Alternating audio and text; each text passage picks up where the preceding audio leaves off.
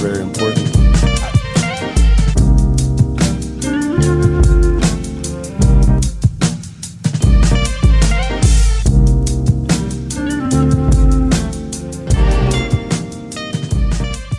All right. Welcome in, guys. I'm going to let you guys introduce yourselves. This is Jerry Dockery. and Maricela. and I'm Josh, your host. Welcome to the Edgyverse podcast. I've got a couple teachers with us today. I just wanted to ask them a few questions about, profession, why they chose it and whatnot. We're going to go over a couple of things like that. I forgot. What's your name again? Jerry. Yeah. Sorry, won't happen again. I promise, all right? Sorry. Jerry. She probably told you Jeremy, which is my actual government name, but everyone calls me Jerry. They coming for you. Yeah. Well, Jerry, I'm going to start with you, man. What made you want to get in the teaching industry, man? Man, so to be honest with you, I got in it to coach. That's the whole start of my journey. I was a grad assistant basketball coach for a long time, and then I moved up to being a paid assistant coach and basketball mostly, coached track a little bit as well. And then once I realized I had to have a degree and teach to be a certified coach kind of thing. Then I went this route to become a teacher after working as a paraprofessional for a long time. So What was that? Paraprofessional. What's the paraprofessional? We work assist teachers with SPED students, special education students. Oh, okay. So we're basically like their advocate, their person they go to. We're with them, one student every single hour, day. So when I was in school, that department, special education or whatnot, were you like the guy that was with that one student, like walking around in the hallways, Right. taking them to lunch and stuff like that? Yep. Okay. Yeah, so I had one kid all day. High school level's a little different because you'll get multiple kids you're with. But yeah, I was that guy, and sometimes I would get some of the tough clients that came through. But it started from there, and then I finally got that degree, and then I was able to pursue my dream and being a head coach and then teacher. So nice. Right now. So yeah. Head coaching. I was a head coach for 2 years, yes sir. At where? At my current employment right now. Yeah. But I was assistant coach at Moore High School for 14 years. Assistant coach, 8 of those 14 were at Moore High. So did you just coach, or did you have like a subject that you taught to No. at all? So just I was a coach, and then I did the para stuff on the Okay. Nice. within the school. Yeah.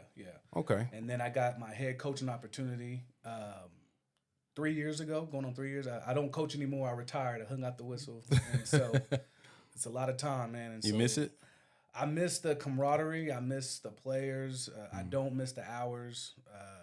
I don't really miss the stressing over what we could have did better the game before or during that game. And that aged me about 10 years, I would say. Okay. I'm only 37, so it aged me mentally a lot. So. Yeah, I can imagine. There's a lot you're doing, a lot of things going on too. Right. Mari? My journey started in high school. So senior year, I did my gym class. I was able to do like a mentorship, and so I was assigned to a student with disabilities. Instead of going to gym, I would go to this class with them, and we would do different like team building activities. Mm-hmm. And there was one time where we had to switch roles. So we like picked out a hat, just like a random disability, and then they became our mentor. And I think that experience just kind of showed me a lot. And so when I left high school and went on to college, I'm like, I got to do something in this field. I'm not really sure what, but I know I truly enjoyed helping them out. And so I started at OU with my bachelor's of special education, and I kind of just told them what I wanted to do, and they were like, we're going to take you down the teacher route. Yeah. And I kind of just got put into it, and I loved it.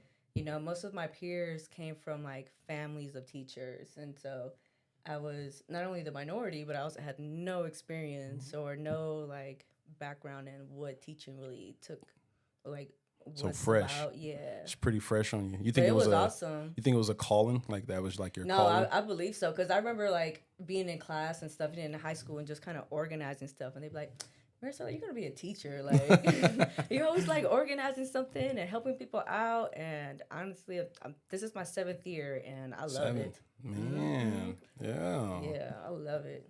7 years teaching. You got so what do you guys think like your we'll dive right into it. What do you guys think like your biggest, I would say, obstacle has been teaching? I'll let you go take this one first. I think for me, being a special education teacher, it entails a lot of legal aspects of it. There's Legal. a lot of paperwork that we have to get done. We have to turn in by certain deadlines in order for the state to be able to process certain information and the students to get the services that they need.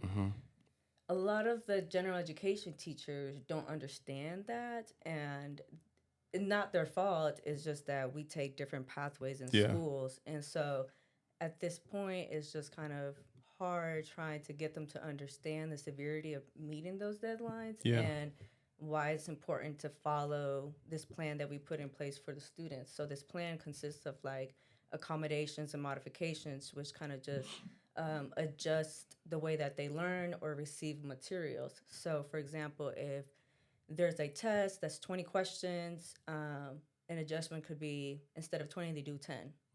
You know, instead of A, B, C, D, they have A, B, and C. A lot of times, because there is so many students, teachers forget that.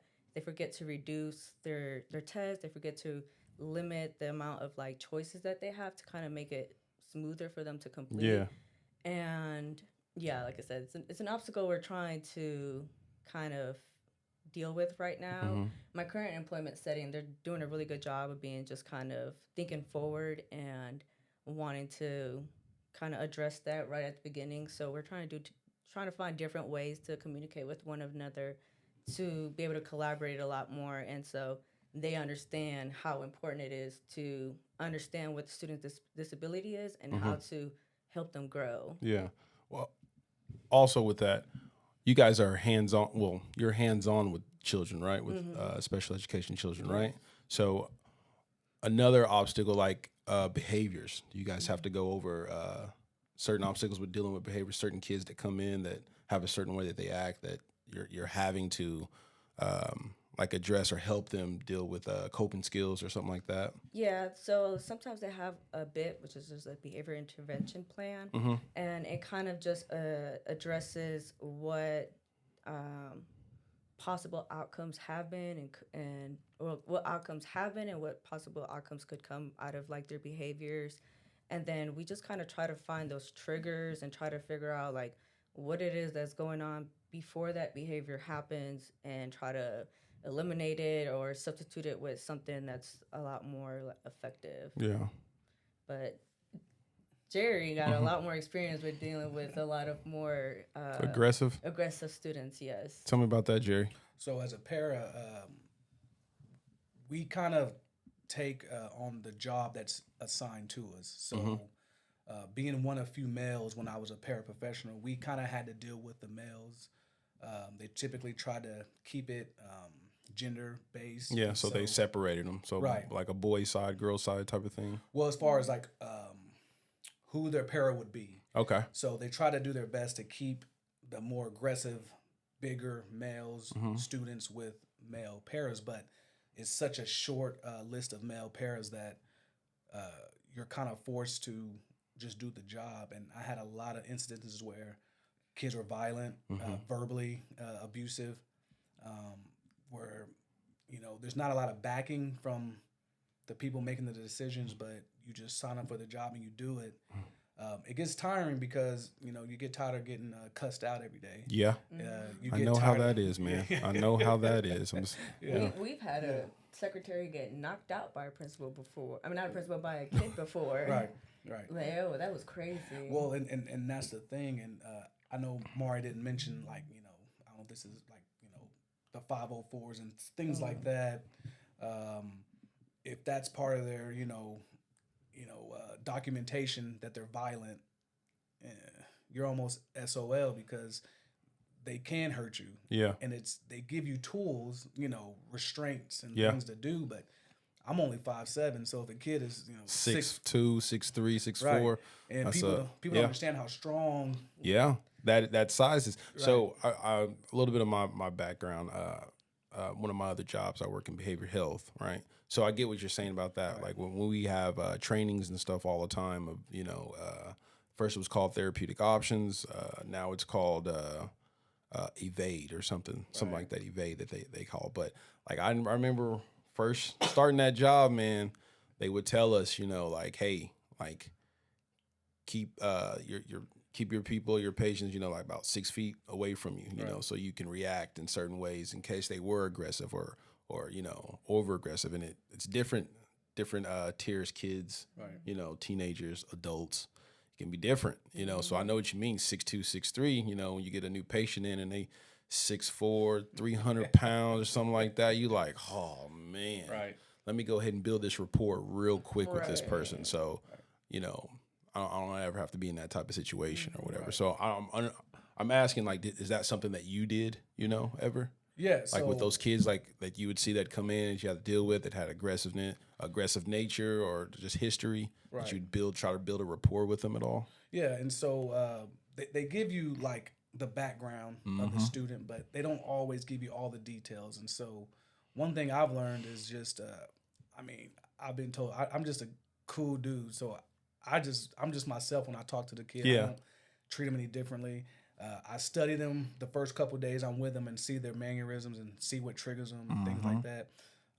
And then I try to allow them to just grow and give them their space, because sometimes when they start to get agitated, our first thing is to kind of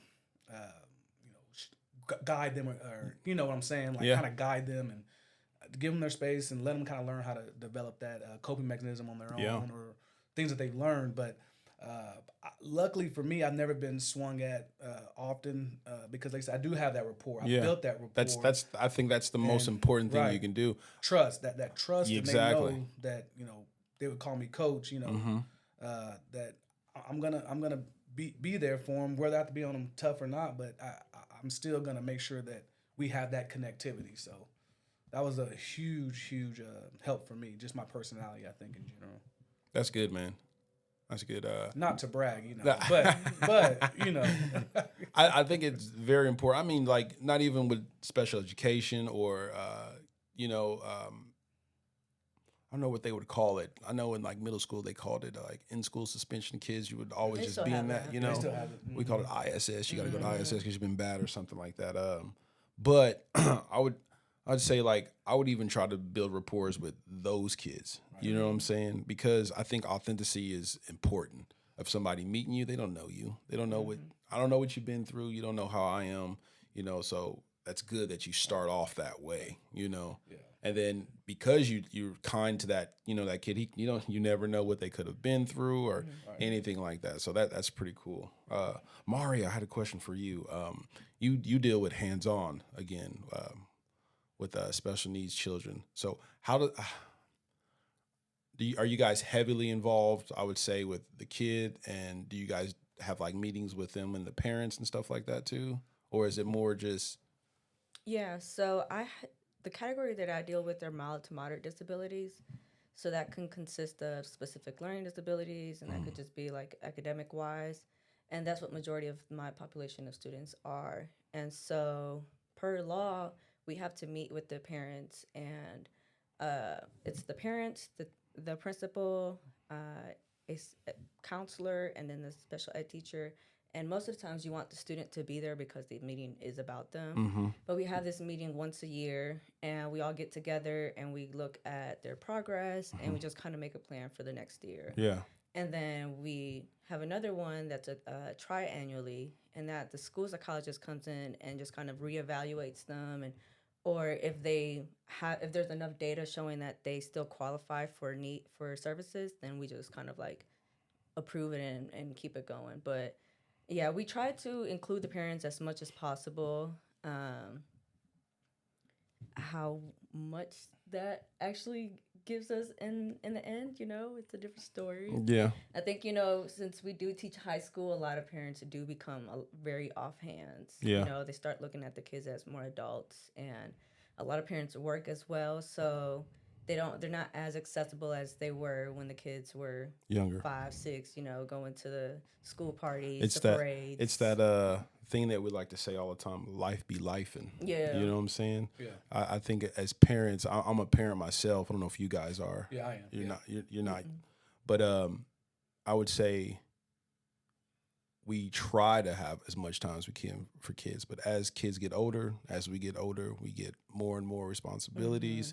And I know it's not an excuse at all why we can't be there for our kids and all, but I try to put time aside for those things. Like I'm there first day of school, second day of school, third day of school. That's our thing every year. New Year, I take her to school the first 3 days of school. That's just, we do that, or the last day of school, or if she's got programs or anything like that, I'm doing my best to try to make it. Like if I can know ahead of time, so let me know 2-3 weeks ahead of time, and then I'll be there. Right. For sure I'll be there. If you call me like the day before, I'm gonna have to move heaven and water, I guess, but I'm gonna try, So I get that, adulting is crazy, Now that I'm 36, you know what I'm saying, and I look back all the time. I talk with friends and everything about like how things have changed since coming out of high school, and now we're adults, and things that we were so used to being able to do that we can't do anymore because we got more and more responsibilities. Kids is one of them, and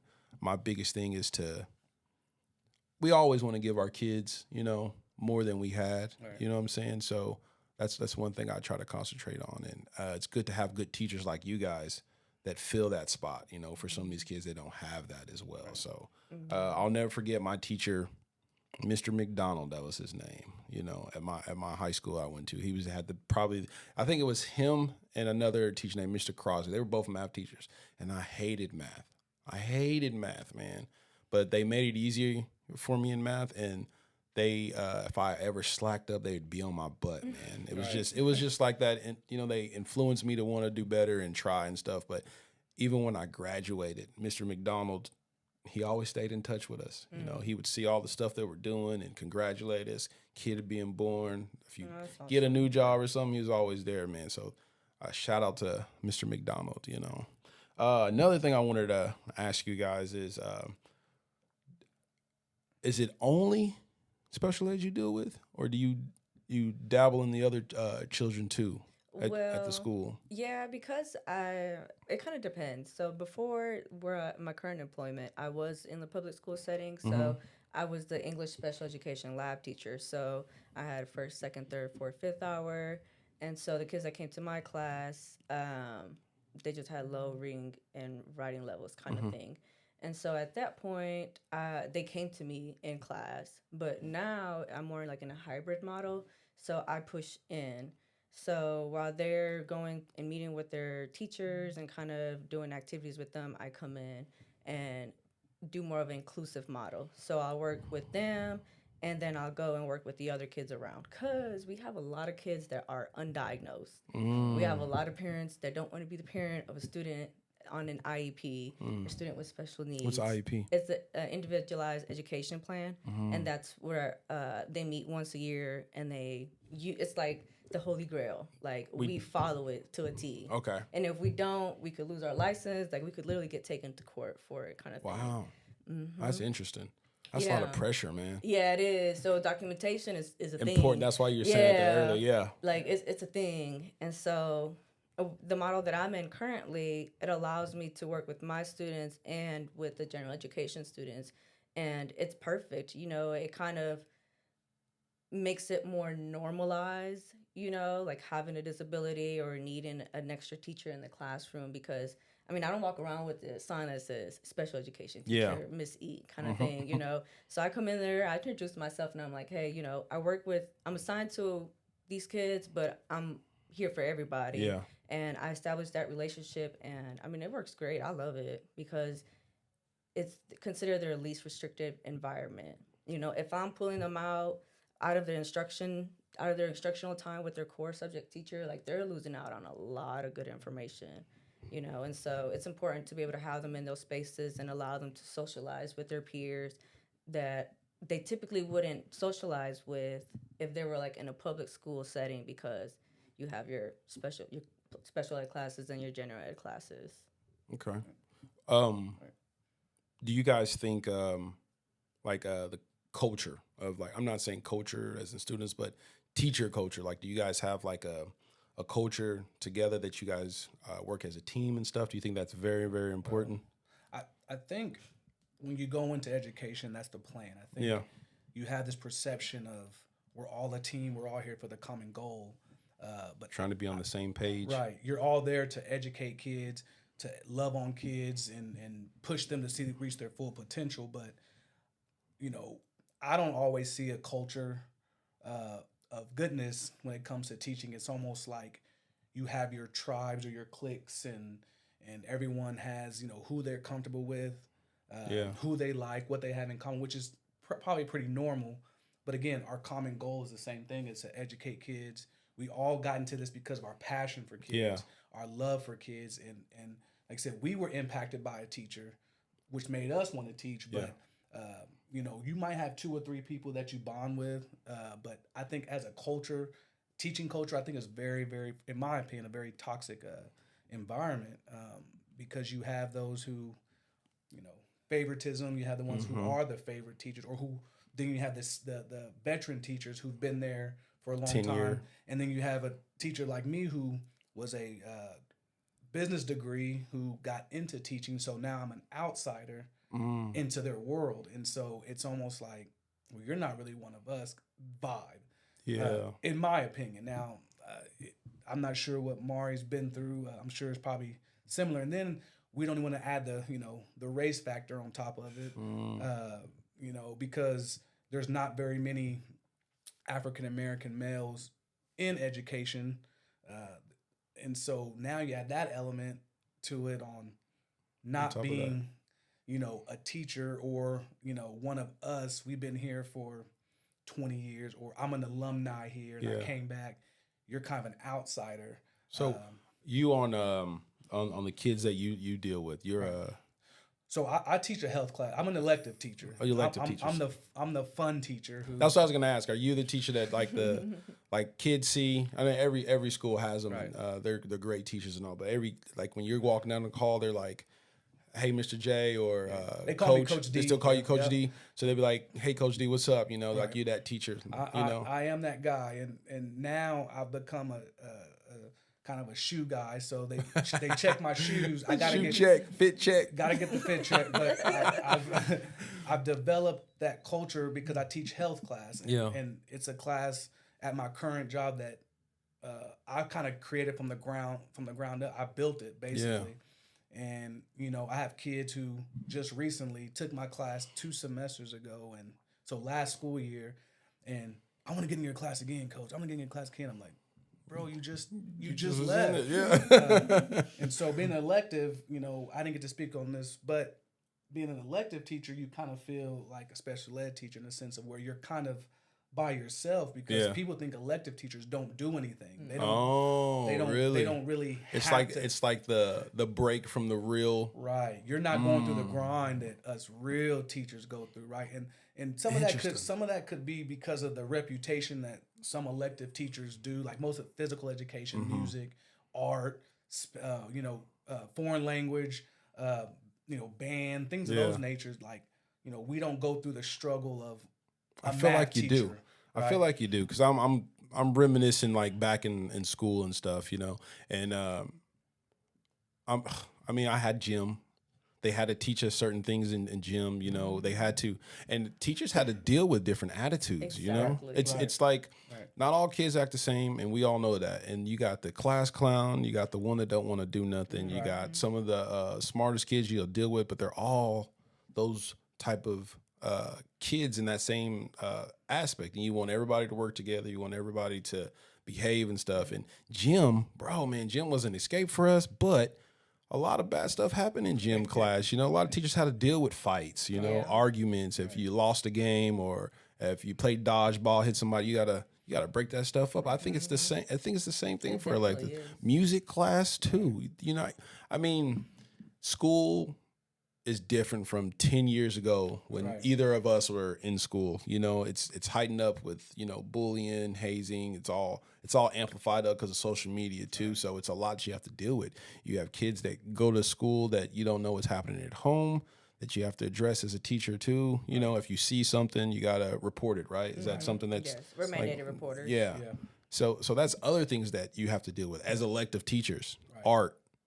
If they're drawing something crazy, you know, like a gun or something, you probably have to report that now. You know, that's other stuff y'all have to deal with. Like honestly, y'all kind of have to deal with a couple things a little bit more extreme sometimes because you guys have to pay more attention. Right. You and, know? and that's the thing is I think the misconception is, you know, we have it easier, which, you know, to an extent, you're not hounded a lot. You know, they're not checked constantly, at least where I'm at. You know, Yeah. they're not constantly hounding you on stuff as long as, you know, you get your stuff done. Yeah. But, you know, it's lonely because you don't really have that support because there's different electives and you all teach different things. And so you're on an island by yourself. So that teacher's lounge is a little awkward sometimes when you my- walk in there like My teacher's lounge is the car. That's my teacher's lounge. I don't, you know, I'm not antisocial, but you're just lonely Yeah. in this field. Just like special ed, you know, is kind of lonely in its own area. Electives is the same way because, like I said, we get this perception of you guys aren't real teachers or you're the lazy teacher, you know. But for me, teaching health is very important, especially one of my units I teach is mental health. yeah, that's And- big now. and- yeah. That's really big now in I'd say schools and stuff. They've been putting a lot of money behind that lately in multiple definitely. states. You know, mental health. Right. You saying do you guys think like do y'all have like any I wouldn't say like picnics or anything though, but like those I don't know what to call it. Retreats, like teacher retreats at all. Y'all don't do that at all? Is that nothing you guys can recommend or ask? And I mean, that's not something you have to do through the school, but like flyers in the teacher's lounge on a weekend so everybody knows each other and get to know each other. And I think we'll piggyback this one because that's something we don't have that where I'm currently employed. Yeah. But they try to do little nuances throughout the year where we're like in groups and we do like games and activities. But you know, at the same time, we do those kind of retreats. It's still gonna be people are gonna still go to their cliques regardless. So Yeah. it's you would but have but to I would say like make it where you can't be in your Right. cliques. You know what I'm saying?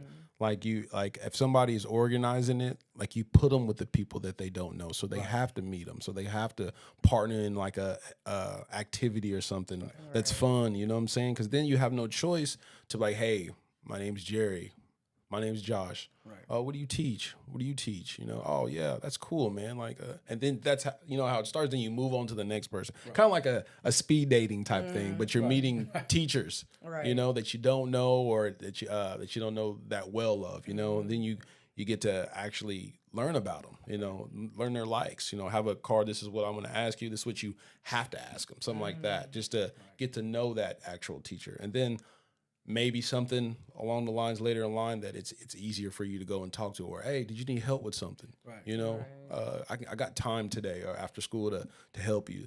How you build that up? Right. I think that would probably be cool for a lot of schools to do, so people don't feel, you know, left out. You know what I mean? I think a lot of times it may come down to like money and like No. being a lot of I'm not teachers. even talking about the schools or the districts have to come up with it. Something that the teachers would come up with it, because essentially teachers have to do a whole lot more than what they're getting paid and what the districts and stuff are offering them in any type of help. I mean, that'd be something that teachers in general will just get together and just do. You know what I mean? To make it better, make a better work atmosphere, better chance to connect with kids and stuff. Like I think that'd be cool to see, you know. And I'm not saying y'all have to do it. It's just, you know, a thought or anything. Yeah. It's a good idea though. It's something that probably should happen. Yeah. But I think if teachers had to do it, it would just kind of, to me, would just the end result would be the same. Think so? I think the districts, you know, have the funds to probably do something like that. But that's a whole nother discussion, I think. Yeah. But, We don't deal with the budgets and stuff. Yeah. We Right. don't have a say in that, you know. It's kind of, yeah. But I think, you know, it's something that I wouldn't be opposed to doing, to be honest, because, you know, they have new teacher orientation when all the new teachers get together. So Yeah. they have that bond. And then you have, you know, the teachers who've been there, you know, do their training and whatnot. And then you all do your training together. But that new teacher orientation is where you really meet your kind of Peers. peers, right? Because you all are in it together, Yeah. and you're new at it. And then once you get into the throes of teaching and the years you put in, you start to kind of see, okay, you're gonna vibe with people more than others. But Yeah. I think collectively, we have the same common goal, and I think we have to start looking at that as our connection. Yeah. Honestly, Agree. I think last year was my first year really having a principal that was intentional in wanting to do like group activities. Yeah. She one time after a meeting, she like booked some lanes at Heyday for us. Yeah. And was just like mingle, get to know each other. Yeah. Because in our model, we are spread out throughout the state, so we won't see each other on a regular basis. Most of the time, we'll be like through Zoom during like our team meetings. So Yeah. that was nice, be able to put like a face or like a To the the- voice. Mhm. Yeah. yeah, that That's was cool. nice. And Yeah. I did enjoy that. You know, it definitely worked up really well when it came to like collaborating and asking them for things for the our n- students. the and networking. Stuff. Mm-hmm. Yeah. Yeah, I think that's always good because I don't so at my other job, my night job, I only know who I see. You know, my core unit, or if I'm floated to a different unit, I get to meet new people sometimes. But it's always like, dude, I don't know who this person is. I don't know who this nurse is really. I'm just gonna come in here and do my job, go out of there. You know. Now my core place, you know, it's fun because I know everybody. We know people back our hand and stuff like that. Right. So, but I wish we had like things like that where we could mingle. But I think night, like I work nights, so it's kind of hard. You know, you don't get to see everybody you see during the daytime. And Right.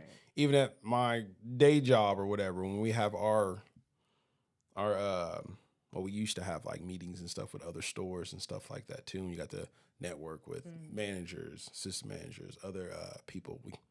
That was fun because then you could put a face to when we used to make phone calls or something. Or somebody would give you, hey, call this number, see if they have this item or whatever. I don't even know what this person looked like, but I got his number, you know? right? So that would be super cool.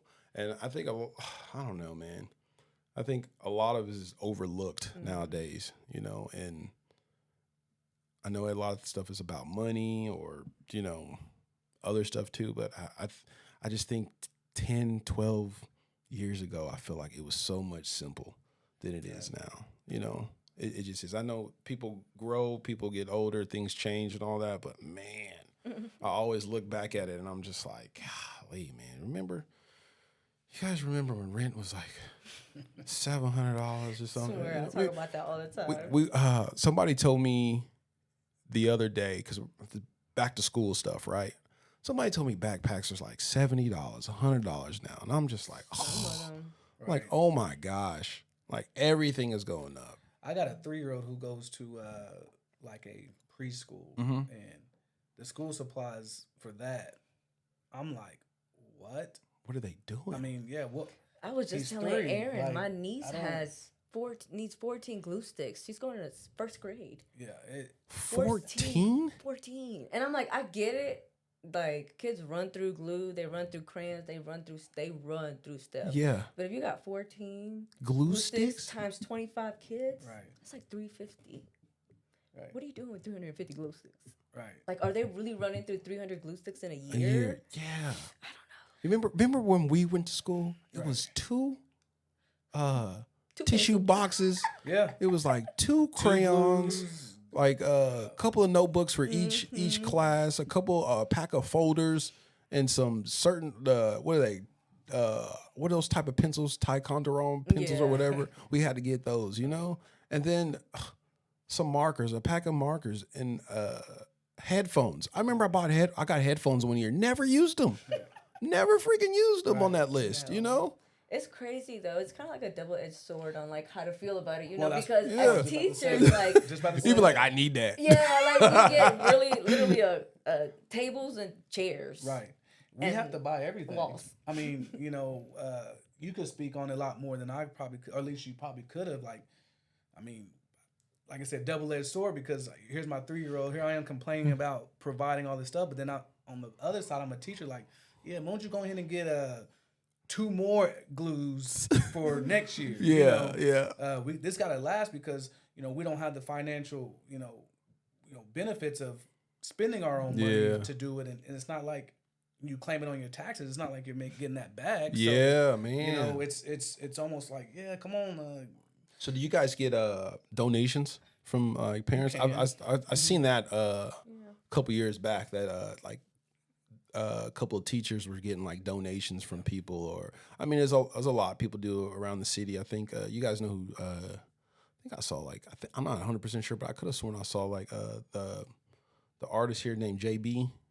He did something for teachers and stuff like that, where they were given like packages with like pencils, papers, glue, all kind of stuff, like a care package for teachers, basically. You know, I've seen that going around and all over. You know, like that's a normal thing. You know, so because parents, summer's over, like yes, they got something to do now. Right. So thank you for being a teacher and taking my kid for 6 hours of the day or whatnot. So I've seen that. High school level, we don't see that. Yeah. So more middle, probably more elementary. Yeah. Definitely elementary. Because they do a lot more like, the arts and craft, the more family like activities. That makes sense. High school, that makes a lot of sense. We on our own out there. It's rough. There's some that do like a wish list you can do, but you don't. But I mean, that's family and friends. So you don't know who's. I mean, you might get something. A pencil or two, I don't know. Some people have gotten lucky and gotten desks, but or gift cards. I've seen that too, like gift card. Like one of my old managers that used to work with us, like it's been a long time, but he went back into the teaching field, and he asked on Facebook for like to help out with essentials. So he had an Amazon list that was pretty cool, and then people would just go and pay for it and it'd ship to his house and stuff, which was cool. Right. Yeah. I thought that was really cool that that you could do that. Just little essential needs that some teachers might need, an extra folder, maybe for a kid who couldn't afford a couple of things or whatever like that. They would have that just on hand. Oh, you needed a pencil? Oh, here's an extra pencil. Oh, or to be that kid who doesn't bring a pencil or pen. Like, oh, you need a pencil today? Oh, I got one for you, bud. Here you go. No excuses. But there are some teachers that don't have those kind of communities. Oh, get donations from. So again, double-edged sword because we need to do that. They have nothing. Once the Edgyverse podcast gets a little big, man, we'll try to do something for the teachers. Yeah, that'd be dope. Yeah. So what other obstacles you guys think you guys have as I would say teachers, and I mean not like the back end thing. I mean like hands on with the kids. Like dealing with attitudes, dealing with maybe a kid is a liking to you that much that they're telling you stuff about what's going on in their life and their family and stuff. Like how do you guys address that? So I think a couple of things. It's kind of a 2-part question, but I think not being able to hold students accountable much anymore, right, has been a kind of a burden, I think, on a lot of teachers. Is it's we don't want to upset said parent or whatever. That's probably big right there. And so it's hard to not overstep, right? But it's also hard when you're dealing with the attitudes and the disrespect. Like when the district comes down with a new policy, for example. I mean, we have no say in that. So we have to uphold that policy, and then we're the ones getting the wrath of the attitudes or the disrespect from that. But there's no accountability that we can really put onto them to correct it. Really, it's just it is what it is kind of thing. Like I think for me, the discipline has gone out the door when it comes to education. I'm not saying every kid needs to be written up because you don't know what's going on in their life. I understand that, but we're humans too. We have personal issues. Yeah. We have things going on. We have, we struggle as educators too, and we're supposed to just always swallow whatever you get and just keep going. Yeah. But we're not teaching kids, in my opinion, anything if we can't hold them accountable for something as some of their actions they do. If they cuss you out, if they get in a fight. Right, because you can't do that in the workplace. You cuss your boss out in the workplace, you're and fired. Essentially you're their boss for that class period or whatever it may be. You can't just go around walking off on your job. You can't just like you walk out in the classroom. Yeah. You're gonna get fired for that. And it's like you guys are preparing them for after this. That's what I mean? That's the goal. Yeah. Like the preparation after this, because the one thing that I always said that like I don't think I was a bad kid in high school or anything, but the one thing that I can say that I wasn't ready for was what's next. I didn't plan for college. none of that. It just wasn't like, it wasn't part of like me growing up, you know. Family didn't go to college and stuff, so it was just like, I'm going to school. I'm gonna just keep going every year. And then it got to that last year, that senior year. Like, what options you have? And I tried to like talk to counselors and everything to see what was ready for you, but it's like, I feel like it should start freshman year. What do you want to do? What are your interests? And they're starting to You know, implement that. I think so now Yeah, too. it's- Like, they have like a college and career readiness department, and they tackle that freshman year. They're sitting down with the kids and helping them create goals. Like, that's an actual Yeah. department. And that's awesome. They revisit those goals twice a year, and they make new ones and better ones, and then A class about credit, you know, finances, you know what I'm saying? Home ownership, you know. I feel like, man, like some of these kids, they are already working while they're in school Oh, and stuff, definitely. Most of them or are. saving money especially already. in the inner city. Like, Right. I feel like if I would have bought a house at 23, I'd be set right now, you know? You know, people talk about the finance classes and literacy, you know, all those kind of classes and how to budget and things. And I don't think any educator would oppose that. But again, like we talked about in the beginning, like, where's the funding coming from? Like, Yeah. who's Yeah. are they? Is That makes sense. because at the end of the day, as you know, I mean, it's all about, you know, the test scores and what we can get on the test. So is how to balance a checkbook on a test. And that's another elective that would have been Right. too. It That's would have been another like a elective. core Yeah. class Right. would be an elective. And then so you have to weigh your pros and cons on, well, is that more valuable than art? Is that more valuable than Music. physical education, music?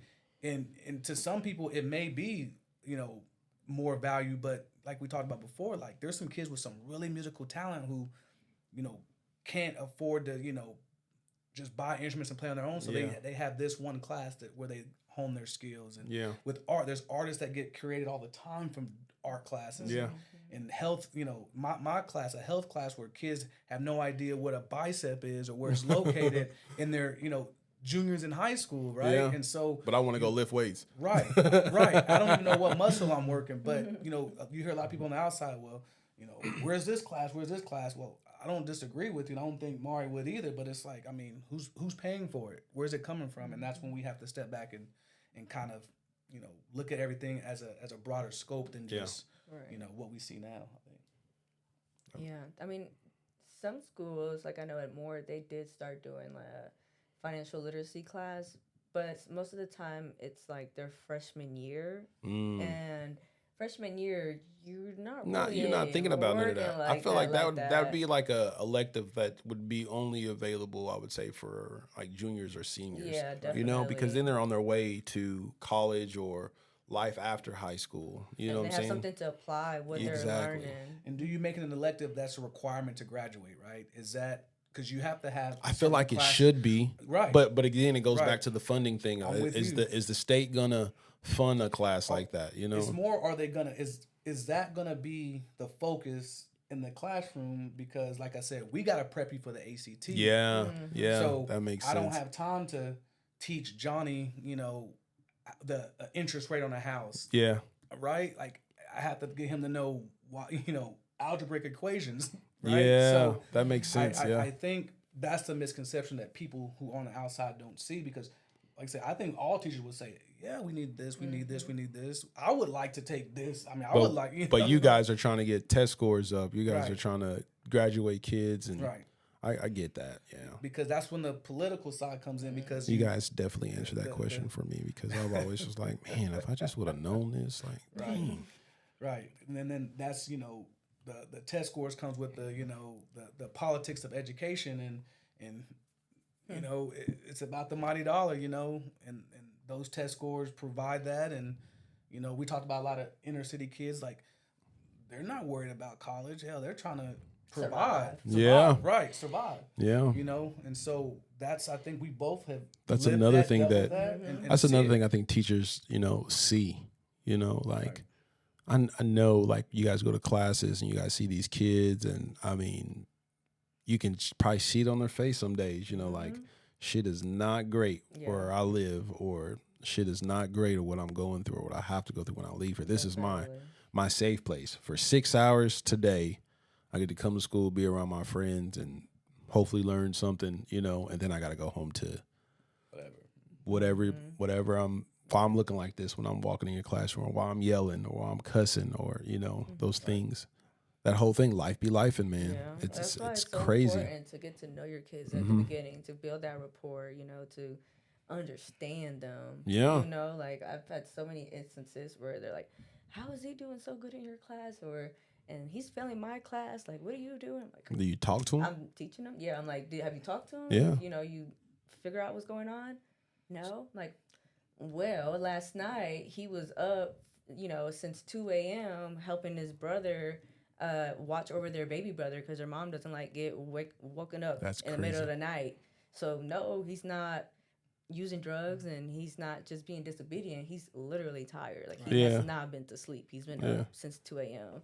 And it's just like just knowing those little things help a lot because he told me that like he felt so comfortable and confident in being able to tell me that, and I'm like, cool, bet, like this And is I what we're and I gonna bet do. that helps you able to teach them another way. Come Yeah. at a kid a different way. Definitely. To get across from. Right. That's I think that's really big of just knowing kids and knowing how to approach them, knowing their triggers like you were saying earlier too. That as goes well. back to what you said in the beginning is that relationship, That early, rapport, that yeah. rapport early. Yes. Some of my favorite kids are the ones who aren't the valedictorians, the Yeah. ones that teachers are like, this kid, I could attest to a bunch of kids just my 4 short years of my current job of where I'm at, where a kid basically said, I come to school every day, coach, because of you and another teacher. And that makes it it's like, worth it, don't man, it? Don't it? That little check Yeah. every month makes it worth it when you hear that, because no matter what happens to you, if God allows me to live a lot longer, that kid's gonna be like, man, Coach Doc was that dude, and that's at the end of the day. I told my kids, you're not gonna remember any of the health stuff I'll probably teach you. It doesn't matter, but you're gonna know the person delivering the message. You're gonna know how I was to you in class. Yeah. You're gonna know the impact that I've had as a So teacher. they'll remember some things because Sure. because it's you. They'll be just like thinking or coming across some stuff, and it just hit them in their mind. Man, that's what Coach had taught us. Because there's certain things that you like remember as a kid. We remember certain things, and you guys probably remember about current teachers you guys actually had or whatnot. Things that they did or things that they say, they kind of stick with you forever because they had that type of impact on you. Yeah. The impact makes you want to continue to do it. I work in behavioral health. I get kicked in the nuts. I get spit at. I get bitten. You know what I'm saying? And, they'll say, I'm sorry, Mr. Josh. And a lot of times I'm just like, man, okay, we'll see. But then you see a turn in behavior. You see like them get better. You see them leave. Right. You know what I'm saying? And then the coolest thing that's ever happened to me is, we are technically we're not allowed to have contact with them outside of the work. If they run into us, I mean, there ain't nothing I can do about that. Right. But one time they came in to one of my jobs, and I didn't even know they were there. They just ran up and like gave me a hug from. I was like, "Who is this?" And, you know what I'm saying? But that makes it even better to know that they're doing well, they're exceeding. Because I always tell them, like, I don't want to see you back. And they be like, you don't like me, Mr. Josh? I'm like, it's not that, man. It's just, there's not a place for you, man. Right. You know what I'm saying? So that impact always makes it worth it, to continue to deal with some of the stuff that teachers and health professionals actually have to deal with, So I got a cool story. I don't want to hog Go ahead. all the mic. No. But one of my students I had a few years ago graduated, is in the military, and he was like, I don't know what I want to do when I graduate, coach. He's like, I think I want to go to the Navy. I said, I think you need to, because you need discipline. You need someone to hold you accountable. And I said, I think you'll thrive when you have discipline. Long story short, I knew he was working on the CDL. He'd been working on it. He's like, I just want to own my own truck and do my own thing. I said, okay, well, that CDL test is pretty tough. He sent me a video on social media of his driver's license for his CDL. Wow. And he said, Coach, I did it. And you don't get, I'm not an emotional dude really, but you just like, and all I said is, hell yeah, I freaking told you. Yeah. And I said, I have no words, but I knew, you just had to have that discipline, which the military provided for him. So he did end up going to the military. Okay. He's currently there, and he loves it. That first few months were rough, but he battled through. And I remember he came back, and they had a little party for him. his sister told me, he was like, Coach, you were the first non-family that he wanted us to invite to his party. Mm. And I mean, what do you say? And this is a kid you only have for 2 years. And Yeah. it's like, he calls me family. So anytime we talk, it's always fam, and we Yeah. always hug. And it's like, you know, that's the satisfaction that I think we both get. Yeah, Like I man. said, that little check That's that hits awesome. your account, you don't notice it when that, at the end of the day, that's your end goal. Yeah. You feel like you fulfilled your duty as a teacher. Right. You know. Well, not even but as a teacher, but just as a human being. Right? Yeah, I but think- I think But you gave him what's the word I'm looking for? I mean, through you, he was super confident, and he wanted to do. He might have wanted to do that for himself for sure, but also I feel like he probably wanted to do it for you too, to make you proud. and he you know? failed my class the year before. Oh, And so he had to retake it, or he retook it, and I said, "You're walking across that stage. I don't care if I have to pay for you to walk across that stage. You're gonna do it." And he retook my class. We got that credit back, but absolutely, man, it's that impact, man. And it people on the outside or the higher ups don't see that kind of thing. They see the ones who are in your face all the time, loud, and you know, us quiet assassins like us. You know, we don't get the recognition. I think that we probably sometimes feel slighted on. Yeah.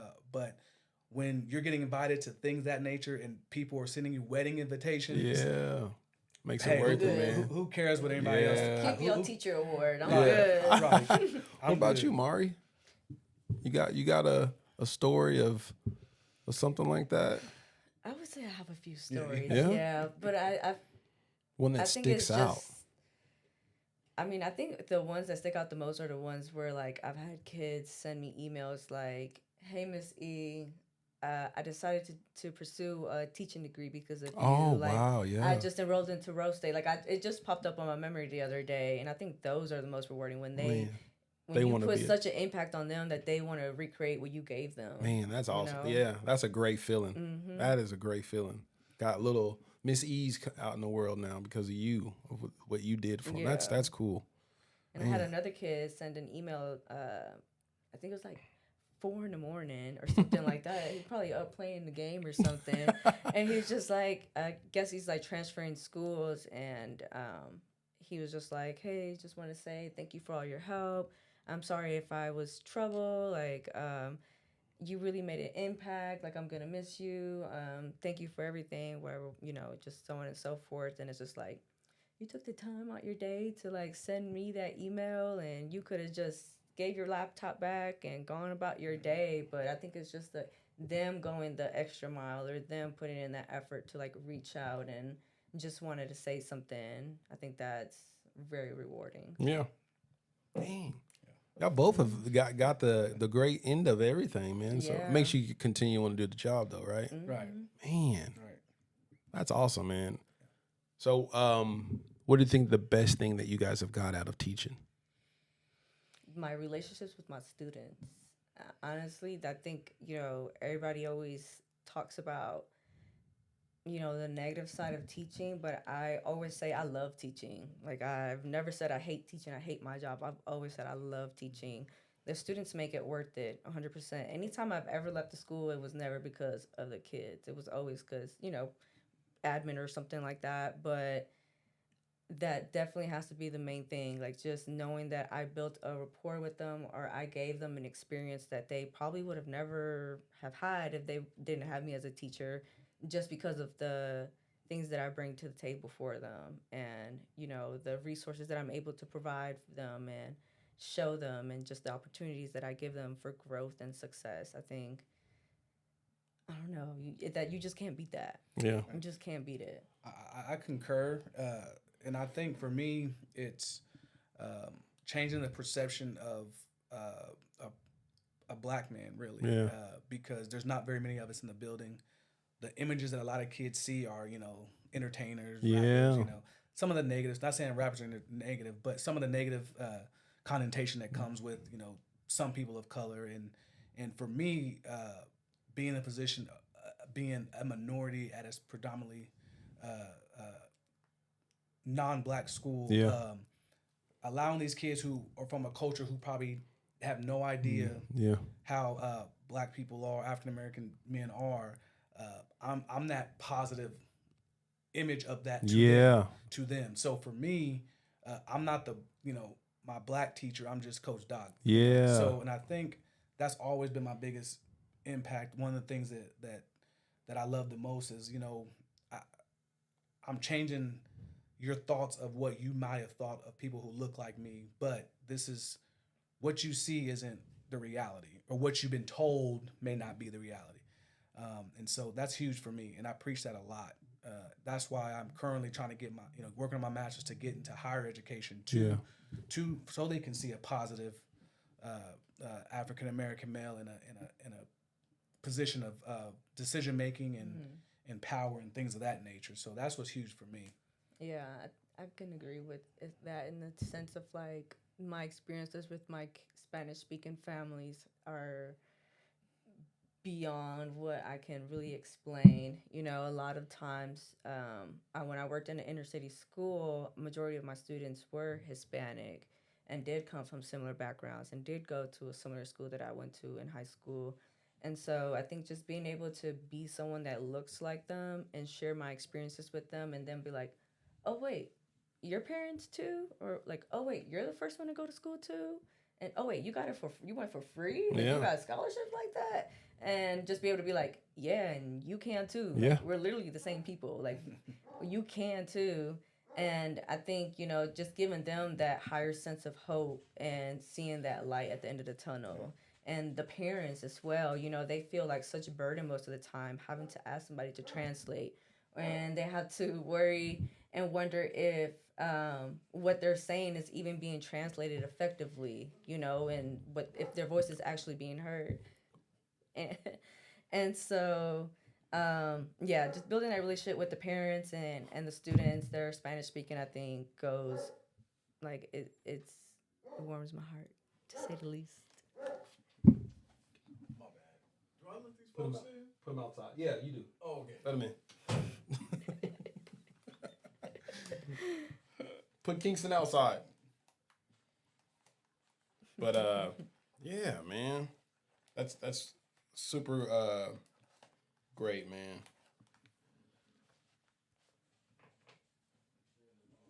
So what do you guys think that what's next for you guys at all?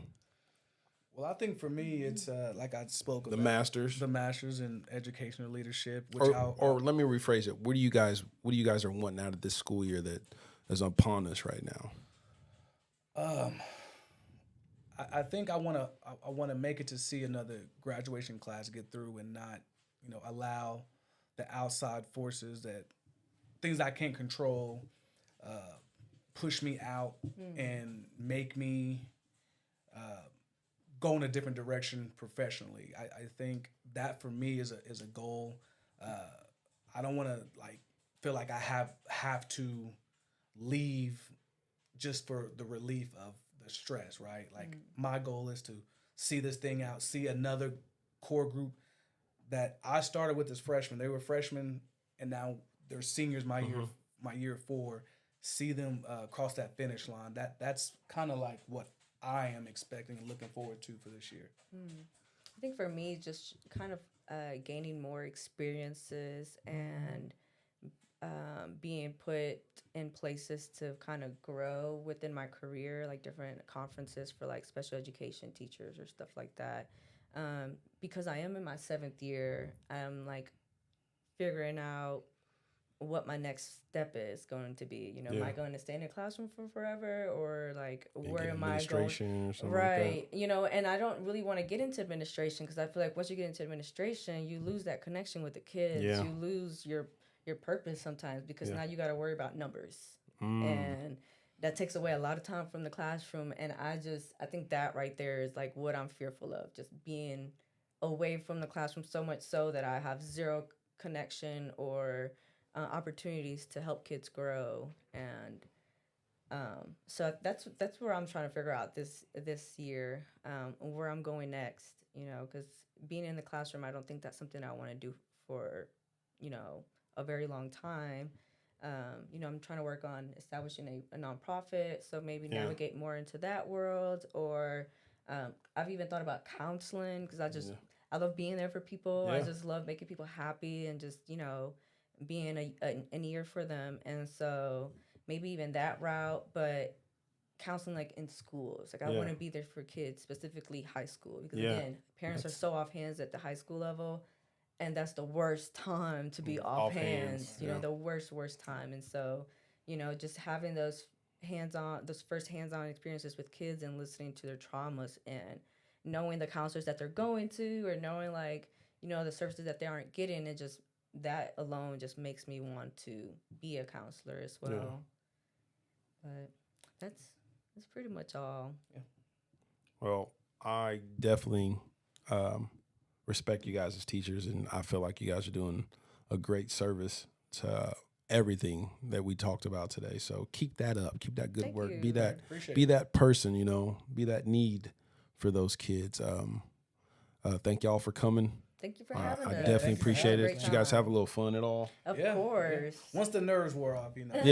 I This love your first taking- podcast? It's my very Oh, first well, See, yeah. I've been interviewed by the news and things like that for other things. Mm-hmm. I was started a Down syndrome basketball camp 10 years ago. Oh, wow. And so I was fine being in front of the camera and stuff, but talking about like just your profession, I think is in this kind of a environment was just a little nerve wracking at Yeah. first, but Loosened up a little bit. I like after. to talk anyway. Yeah. so I it love was- teaching, so for me Right. it's just like let's It talk. felt like you did it naturally, bro. So, Yeah. Mari, came to me as, absolutely, I want to do it. I want to do this. And I so appreciate it's that. He been- was Thank like, you. "When today? Let's do it." Yeah. And I'm like, Yeah. "Oh, not today." yeah, let's do it. So it's been a great experience, and I hope to do more. Yeah. honestly. If you guys want to come back, just let me know, and Yeah. we'll get something scheduled. Like we'll do like something like a quarter through the year to just see how things are going. Yeah, we super down. will revisit this. All Okay. right, sounds good. Yes. All right. Thank you for having us Appreciate again. it. Again, thank you guys. Hey guys, this is the Edgyverse podcast, and we out. Give me a comment, I'm about to blow up. I'm smoking this gas, man, this shit got me stuck. And I pop me a beat and I'm about to boot up. Can't trust a hoe, man, you bitch, you be tweaking. I gotta stop, man, these hoes got me geeking. Call her Victoria, she got some secrets. Don't want your heart, little bitch, you can keep it. It's dirty day. From the 918. Let's go. Give me a comment, I'm about to blow up. I'm smoking this gas, man, this shit got me stuck. And I pop me a beat and I'm about to boot up. Can't trust a hoe, man, you bitches be tweaking. I gotta stop, man, these hoes got me geeking. Call her Victoria, she got some secrets. Don't want your heart, little bitch, you can keep it. I kill the comments and stay out the drama. I cannot stop cause there's money to make. Swear I'm the realest, these people so fake. How do they do it? I cannot relate. I'm pouring up, I got smoke on the way. Off of the mess, take this shit to the face. Run up on me and I'm spraying the K. I got no heart, I got nothing to say. Don't worry about me, I'm just having a day. Got me some money, my pain go away. Got me a chain and I'm shining today. I'm done with these hoes, I got one on the way. I've been through too much shit, I hurt on my face. Ask how I'm doing, I tell you I'm great. I changed a lot, so I gotta give thanks. Used to cook ramen, now want me to stay. I could've died right on that mistake. God was on time, no, he never was late. I'm still alive, so I guess it's my fate. Moved out the country, I moved out the state. I still got problems, I'm fighting my demons. Can't fuck with love, cause that shit had me